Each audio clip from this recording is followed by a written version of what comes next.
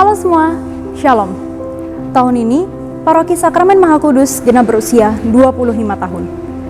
Sebuah perjalanan iman yang sangat luar biasa dari awal berdiri, berkembang, hingga kini sedang direnovasi untuk kita rayakan bersama di peresmian nanti tepat pada tanggal 10 November. Lewat video ini, kita akan diajak untuk melihat kembali kisah perjalanan paroki, mendengar cerita para sesepuh, dan tentu saja merasakan semangat yang membuat gereja ini terus hidup sampai hari ini. Mari kita simak bersama sejarah penuh berkat dari gereja yang kita cintai ini. Berdirinya Gereja Sakramen Maha Kudus tidak dapat dilepaskan dari kegiatan pastoral Romo J. Heine SVD dari Paroki Gembala yang Baik.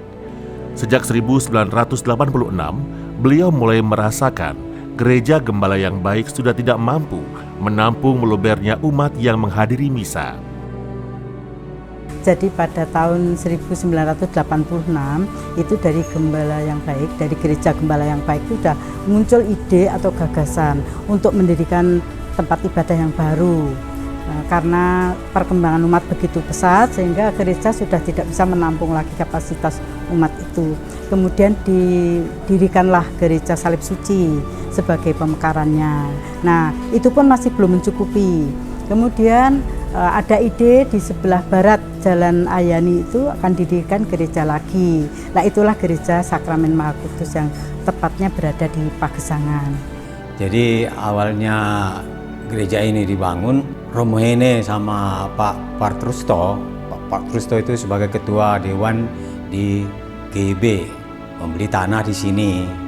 Saya membaca dokumen-dokumen ya, sejak bagaimana Romo Heine mencari tanah, mencari informasi, karena umat di daerah barat Jalan Raya itu semakin banyak, perumahan-perumahan baru, maka Romo Heine lalu memikirkan adanya stasi dan nanti supaya jadi paroki. Dalam mengembangkan pembangunan gereja-gereja, Romo J. Heine memakai simbol-simbol Allah sendiri, yaitu berawal dari Yesus Gembala yang Baik pada tahun 1982 yang berkorban melalui salib suci pada tahun 1988 karena cintanya tidak pernah meninggalkan kita. Dia selalu hadir dalam Sakramen Maha Kudus pada tahun 2001 sesuai dengan janjinya untuk mengutus Roh Kudus pada tahun 2008 dan diwartakan oleh salah satu rasulnya yaitu Santo Paulus pada tahun 2008. Nampaknya itu hebatnya Romo Heine ya. Dia mengembangkan paroki Yopem, lalu Yopem ini kan yang mengantarkan, menyiapkan Yesus menjadi gembala. Maka paroki yang dilahirkan adalah Gembala yang Baik, Jemur Handayani.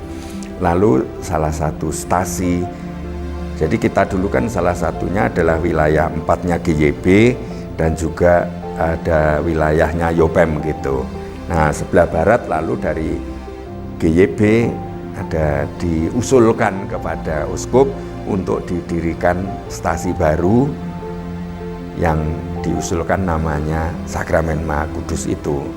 Tapi Romo Heine juga memesankan untuk paroki-paroki berikutnya ini yang anak cucunya Yopem itu menjadi satu rangkaian kisah penyelamatan. Berdirinya Paroki Sakramen Maha Kudus merupakan hasil dari sebuah perjuangan panjang. Adalah Bapak F.Ek Patrusto yang dipercaya oleh Romo J. Heine SVD untuk memimpin pembangunan Gereja Sakramen Maha Kudus. Setelah sebelumnya, beliau juga menjadi ketua pembangunan Gereja Gembala yang Baik dan Gereja Salib Suci.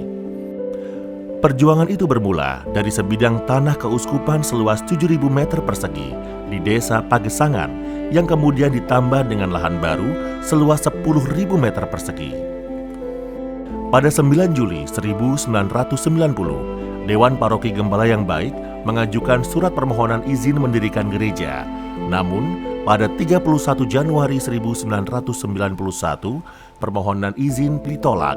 Tidak berhenti di situ, Dewan Paroki kembali mengajukan permohonan izin pada tanggal 11 November 1991, tetapi kembali ditolak pada tanggal 7 Agustus 1992. Ketika izin untuk tanah tersebut tidak dapat diberikan lagi, rencana pembangunan pun dialihkan ke lahan yang baru. Lahan tersebut kemudian diperiksa oleh petugas Dinas Tata Kota Kota Madya Surabaya pada tanggal 25 Agustus 1992 dan akhirnya memperoleh persetujuan dari wali kota pada awal tahun 1994. Tapi bukannya jalan itu lurus, banyak sekali kendala yang dialami. Ya, ketika pada waktu itu bulan Agustus itu diadakan pengurukan karena sudah diurus tentang izin dan sebagainya, diadakan pengurukan, itu pun batal.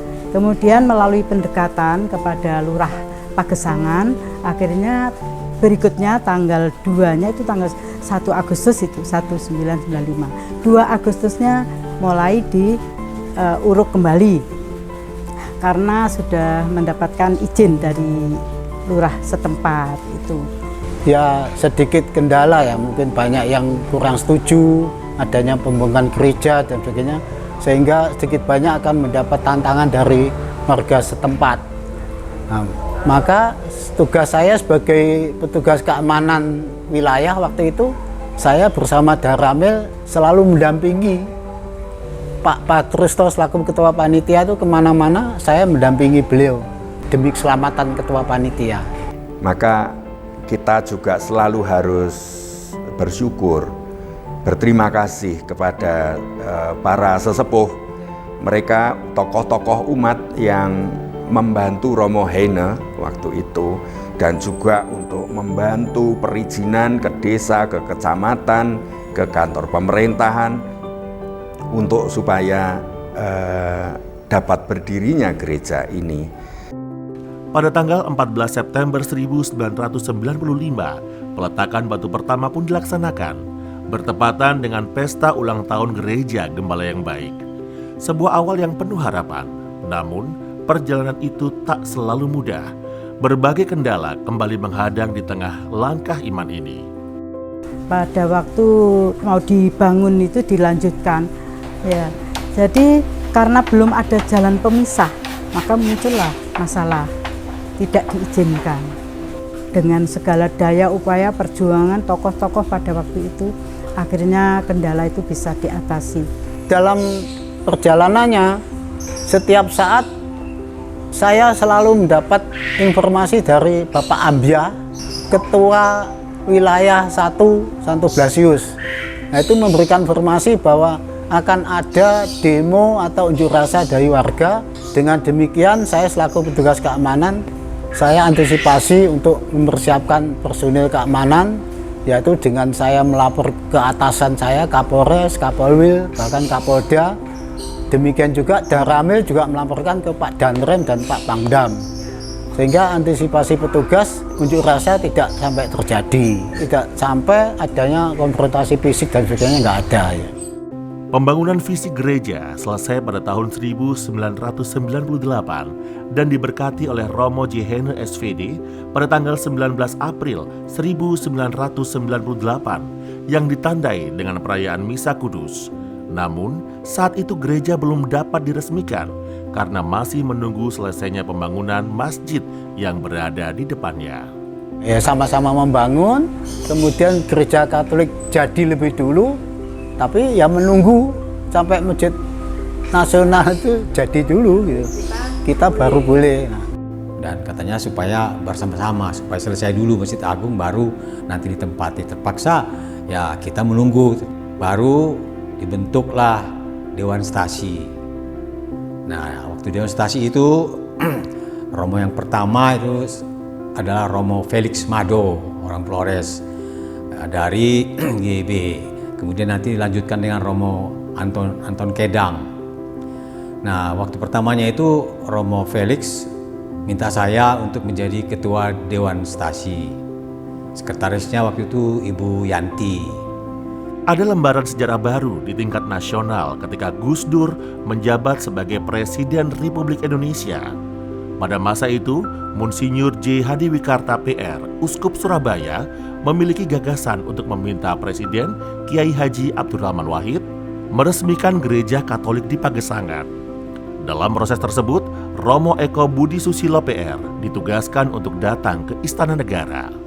Ide yang pertama itu karena Bapak Uskup almarhum Monsinyur Yohanes Hadiwikarto itu mendengar nanti Masjid Agung akan diresmikan oleh Bapak Presiden Gus Dur gitu. Nah, Bapak Uskup lalu bilang dengan saya, kalau begitu apa bisa kita nunut sekalian Bapak Presiden meresmikan Gereja Sakramen Maha Kudus. Nah, terus Bapak Uskup almarhum Hadiwikarto pada waktu itu membuat surat, lalu saya antar ke Istana Presiden. Saya ngantar ke Istana Presiden.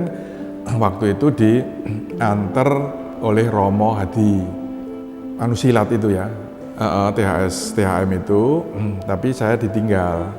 Lalu saya ke istana menemui Mbak Lisa, karena kenal Mbak Lisa, Mbak saya titip suratnya ini nanti tolong diberikan Bapak.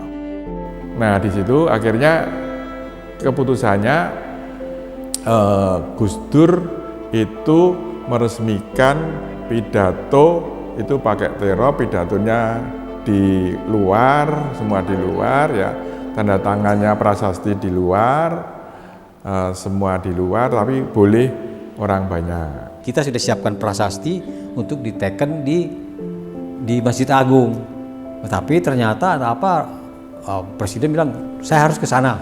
Kalang kabut lah dia punya pengawal-pengawalnya lari ke sini. Akhirnya diresmikan. Presiden itu nggak masuk ke gereja, tapi cuma di depan, di pintu gerbang, dibikin podium di situ. Kebetulan saya dulu sangat dekat ketika perjalanan Gus Dur dari Masjid Agung mobil, saya ngikut lari-lari bisa mendampingi sampai barat gereja itu. Kebetulan saya di samping mobilnya. Baru kala itu saya tahu wah mobil presiden ini kayak gini loh, dengan panjang, kokoh dan penjagaan yang sangat ketat. Itu dulu dari panitia gereja sudah menyiapkan karpet merah, tapi dari protokoler suruh mengganti yang hijau semua. Satu-satunya di Indonesia yang diresmikan oleh presiden seorang kiai haji. Wah, tepuk tangan. Ini memang satu-satunya. Jadi orang Sakramen Maha Kudus harus bangga Jadi di bawah pendampingan penuh kasih dari Romo Anton Kendang SVD, Stasi Sakramen Maha Kudus terus berbenah dan bertumbuh hingga akhirnya momen bersejarah itu tiba dengan diresmikannya Paroki Sakramen Maha Kudus pada tanggal 7 Januari 2001 oleh Bapak Uskup Monsinyur Yohanes Hadiwikarto PR. Tumbuhlah harapan baru bagi seluruh umat Sakramen Maha Kudus. Seiring berjalannya waktu, pelayanan pastoral di Paroki Sakramen Maha Kudus pun semakin bertumbuh, mulai dari WKRI, Biak, Paduan Suara, Mudika, hingga Putra Altar, yang semuanya menjadi tanda pertumbuhan iman dan semangat kebersamaan umat. Betulnya masih banyak tantangan-tantangan, walaupun rumah ibadat sudah berdiri, masih ada yang ngusik aja. Tanah-tanah yang di sebelah barat gereja. Protes-protes dari dulu mengatasnamakan hak penggarap segala itu. Pada waktu itu saya sebagai Vikjen didatangi oleh pengurus BGKP dari Pagesangan yang menyatakan bahwa kita ini digugat. Padahal Romo Heine sudah membeli ulang kepada pemerintah Kota Surabaya. Nampaknya ini cukup serius karena yang penggugat ini melibatkan pengacara yang top di Indonesia. Sejak itulah kita akhirnya dihandle oleh keuskupan.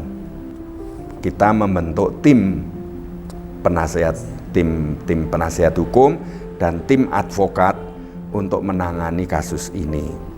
Maka kita melibatkan tokoh-tokoh, guru besar dari universitas dan sebagainya untuk membahas masalah ini dan bagaimana memperjuangkan. Maka kemudian kita dikumpulkan oleh Romo di dalam rangka untuk mencari solusi bagaimana mengatasi persoalan itu. Saya dalam posisi tentu bukan sebagai advokat, karena saya kan pegawai negeri. Ya, saya dosen di Fakultas Hukum Universitas Airlangga, sehingga saya diminta oleh Romo Aan pada saat itu untuk membantulah memikirkan begitu ya bagaimana menemukan solusi yang terbaik. Bersama-sama dengan tim pengacara, bersama-sama menyusun memori banding. Di dalam rangka untuk menyusun memori banding, lalu kemudian mengajukan ke Pengadilan Tinggi dengan Romo Aan selaku Romo Paroki Gereja SMK, dan pada saat itu Monsinyur Didi itu sebagai Vikjen dari Keuskupan Surabaya juga terlibat aktif di dalam diskusi-diskusi untuk menemukan jalan yang terbaik lah di dalam mengatasi persoalan hukum yang dihadapi oleh gereja kita ini. Jadi terhadap putusan Pengadilan Negeri Surabaya itu, kemudian kita mengajukan banding ke Pengadilan Tinggi Jawa Timur. Di dalam proses banding ini, puji Tuhan, kita berhasil gitu ya. Jadi putusan Pengadilan Negeri Surabaya kemudian dibatalkan oleh Pengadilan Tinggi Surabaya, artinya gugatan ahli waris itu ditolak. Lalu sesudah itu, ya ahli warisnya ini juga kemudian nggak terima dia. Dia ngajukan kasasi ke Mahkamah Agung di Jakarta, dan ternyata sampai di Mahkamah Agung putusan Pengadilan Tinggi Surabaya itu dikuatkan. Artinya dengan putusan kasasi Mahkamah Agung, ya, lahan di atas gereja ini berdiri ini dinyatakan sah sebagai milik gereja Sakramen Maha Kudus. Artinya dengan adanya putusan Mahkamah Agung itu, maka menyangkut persoalan tanah, ya, di mana gereja kita ini berdiri, udah nggak ada masalah. Telah terukir begitu banyak kisah dalam perjalanan gereja Sakramen Maha Kudus, dari perjuangan awal dalam memperoleh izin lahan hingga akhirnya berdiri megah dan menjadi tempat ibadah yang hidup hingga hari ini. Di balik setiap batu tersimpan pengorbanan, waktu, tenaga, dan pikiran dari umat yang tak terhitung jumlahnya. Biarlah semua perjuangan itu menjadi sumber semangat baru untuk menapaki masa depan dengan iman yang semakin kokoh. Merayakan 25 tahun Gereja Sakramen Maha Kudus Surabaya adalah memaknainya sebagai pertama, mengenang jiwa pengorbanan semangat para pendahulu yang dengan jerih lelah menyangkal diri, memikul salib dari tiada gereja di sini menjadi ada gereja di mana sekarang kita berkumpul, beribadah, bermasyarakat.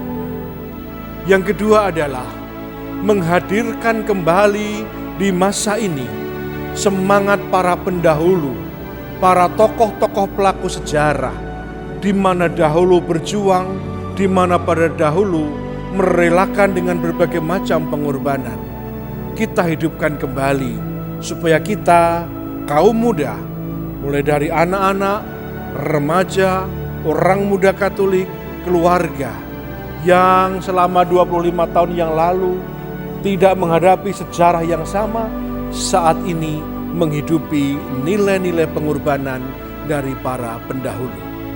Yang ketiga, 25 tahun berarti terus menghidupi membangun masa depan, menghadirkan gereja di tengah masyarakat. Selamat merayakan 25 tahun Gereja Katolik Sakramen Maha Kudus. Tuhan memberkati.